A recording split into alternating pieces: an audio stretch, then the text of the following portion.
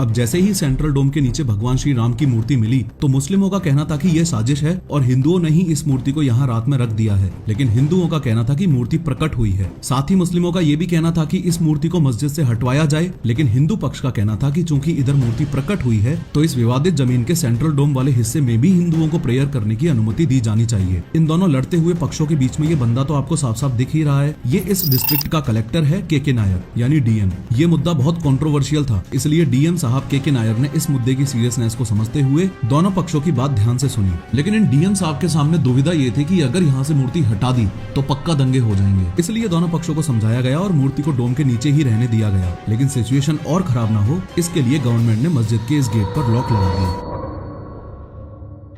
अब हिंदू पक्ष के लिए तो ये और ज्यादा दिक्कत वाली बात हो गई। प्रभु श्री राम की मूर्ति मस्जिद के सेंट्रल डोम के अंदर और ऊपर से इधर ताला और मार दिया। हालांकि वो बात अलग है कि अभी भी बाहर वाले एरिया में पूजा करना अलाउड था, लेकिन हिंदू पक्ष के हिसाब से जो मूर्ति प्रकट हुई थी वो तो इस ढांचे में ही बंद होकर रह गई ना। इस बात के चलते गवर्नमेंट द्वारा लगाए गए इस बैन को हटवाने के लिए हिंदुओं ने कई केसेस कोर्ट में फाइल किए। आगे बढ़ने से पहले आपको याद दिला दूं कि अभी तक हम साल 1949 की बात कर रहे थे और 1949 से 1959 के बीच इन 10 सालों में काफी केसेस फाइल हुए, लेकिन जो 3 मोस्ट इंपोर्टेंट केसेस समझने जरूरी हैं वो ये रहे। हिंदू पक्ष के द्वारा ये 1959 में फाइल किया गया केस, 1961 में ये मुस्लिम पक्ष द्वारा फाइल किया गया केस और 1989 में ये फिर से हिंदू पक्ष द्वारा फाइल किया गया केस। देखो